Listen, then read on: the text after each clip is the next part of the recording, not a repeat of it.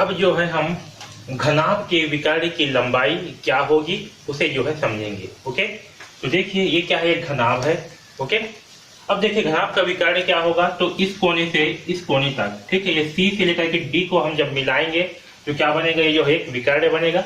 यहाँ पर उसका परिभाषा जो है लिखाया हुआ है। ओके, तो घनाभ में कितने विकर्ण होते हैं, घनाभ में 4 विकर्ण होते हैं और चारों के चारों विकर्ण जो है आपस में समान होते हैं। ओके, अब देखिए दो सम्मुख शीर्षों को जो एक ही तल में स्थित नहीं है उससे खींचे जाने वाले रेखाखंड को घनाभ का विकर्ण कहते हैं। ओके, तो घनाभ के जो सम्मुख शीर्ष है उसको जब हम आपस में मिलाते हैं तो वहां से जो एक रेखाखंड बनती है जो है क्या कहते हैं, घनाभ का विकर्ण। जैसे देखिए ये जो है आपका घनाभ है, तो इस कोने से जो है अगर हम रेखाखंड खींचेंगे और ये नीचे वाले कोने में आकर के मिलाएंगे, ऐसे समझ में, यहाँ से ऊपर से इस नीचे वाले को मिलाएंगे तो वो जो है आपका विकर्ण कहलाएगा। ओके, तो ये जो विकर्ण है इसकी लंबाई क्या होगी उसे जो है हम कैसे निकालेंगे वो समझते हैं।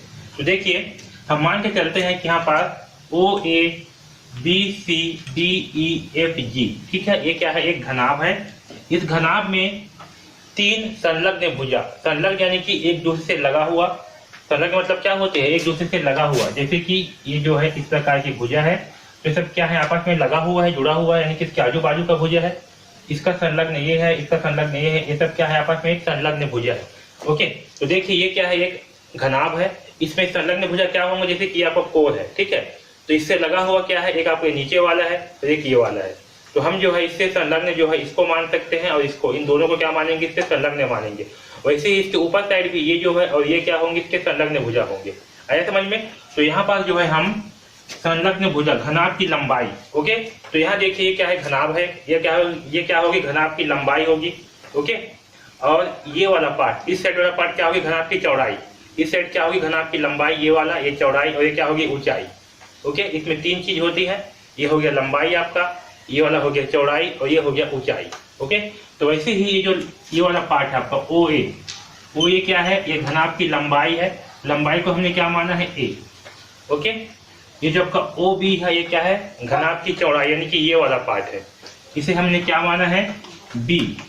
ओके, और जो ये ऊंचाई है ओ सी क्या है आपका ऊंचाई, ये वाला पार्ट। ओके, तो हमने ओ सी को क्या माना है, ओ सी को मान लिया है सी। ओके, अब जो है हम इस घनाभ का विकर्ण जो है निकालेंगे। ओके, अब देखिए हम मान करके चलते हैं कि इस घनाभ का विकर्ण क्या है, ये सी डी है। ओके, घनाभ का विकर्ण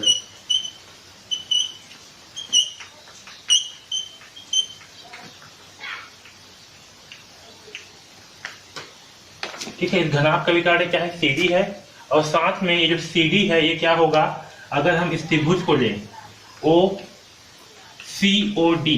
ओके, तो ये जो त्रिभुज है आपका सी ओ डी, इसका क्या होगा, ये जो सी डी है ये साथ में कर्ण भी होगा। ठीक है, तो घनाभ का विकर्ण सी डी है और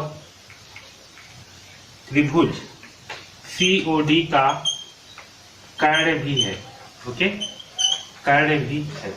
ठीक, इतना समझ में आया। अगर हम इस सी ओ डी को लेंगे तो क्या होगा, इसका कर्ण भी होगा। ओके, तो अब देखिए अगर हम इस सी डी का मान निकालना चाहेंगे तो हमें क्या करना पड़ेगा, इस त्रिभुज सी ओ डी में हमें पहले ओ डी का मान निकालना होगा। ओके, तो अगर हम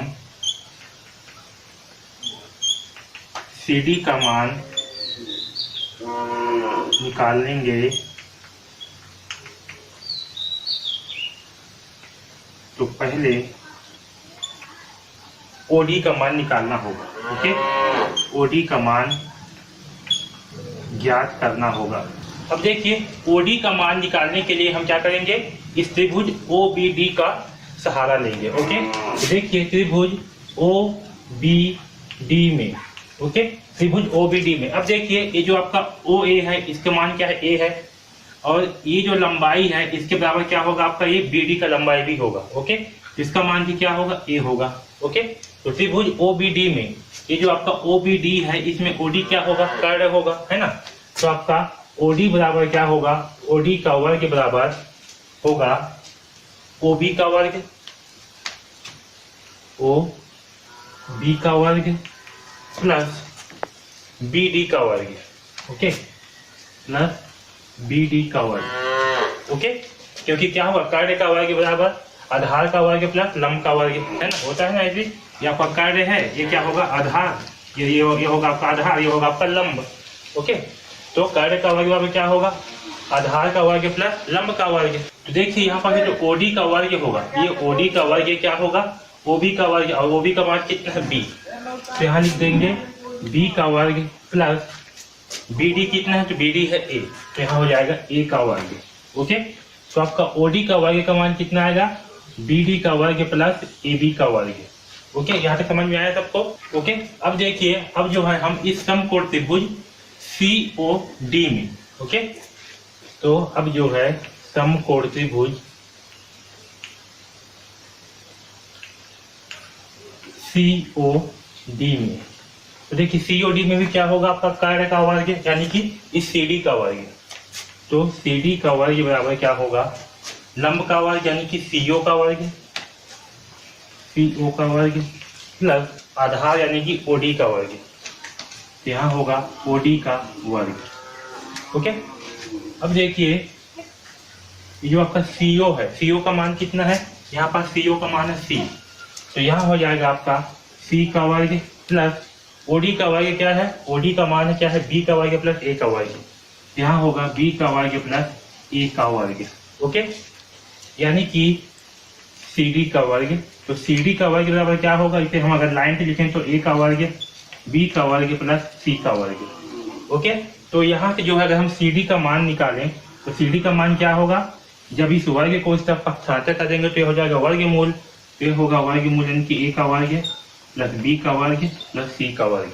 ओके, तो ये जो है हमारा CD का मान होगा A का वर्ग प्लस B का वर्ग प्लस C का वर्ग। ठीक है, और यही जो है हमारा क्या है, घनाभ का विकर्ण है, यानी कि घनाभ के विकर्ण की लंबाई क्या होगा, A का वर्ग प्लस B का वर्ग प्लस C का वर्ग। ओके, तो घनाभ का विकर्ण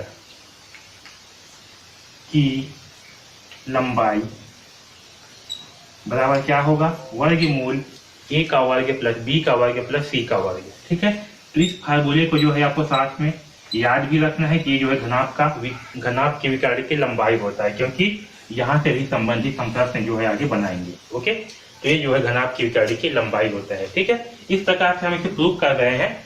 ये सब आपको याद रहे कि ना रहे इससे कोई फर्क नहीं पड़ता, लेकिन आपको ये जो मेन इंपॉर्टेंट फार्मूला है ये जो है आपको याद होना चाहिए कि घनाभ के विकर्ण की लंबाई क्या होती है, A का वर्ग प्लस B का वर्ग प्लस C का वर्ग। ओके, अगर आपको वीडियो अच्छे लग रहे हैं तो प्लीज़ लाइक ज़रूर कर दीजिएगा और इस चैनल को सब्सक्राइब कर लीजिए, क्योंकि इस चैनल में आपको जो है कक्षा 9वीं के गणित विषय के सारे अध्याय के वीडियोस जो है मिलने वाले हैं। ओके, तो चैनल को सब्सक्राइब जरूर कर लीजिए और बेल आइकॉन को दबा दीजिए, जिससे कि आपको जैसे ही वीडियो अपलोड हो तो आपको जो है नोटिफिकेशन मिल जाए और आपको एक भी वीडियो जो है मिस मत हो। ओके, अगर आपको कुछ भी डाउट है तो आप जो है हमें कमेंट्स बॉक्स में कमेंट्स करके बिल्कुल पूछ सकते हो। ओके, अगर आप जो है कक्षा 9वीं के गणित विषय का कंप्लीट कोर्स चाहते हो बहुत ही कम दाम पर, जिसमें आपको प्रश्नावली के सारे प्रश्नों के हल मिलेंगे, सारे कॉन्सेप्ट मिलेंगे और साथ ही में आपको जितना भी प्रश्न पूछना है, जितना भी डाउट पूछना है आप हमें पूछ सकते हो। इस कोर्स का लिंक जो है आपको डिस्क्रिप्शन में दिया हुआ है, वहां से जा करके जो है आप इस कोर्स को परचेज कर सकते हो। ओके, तो DKP एकेडमी से जुड़ने के लिए धन्यवाद।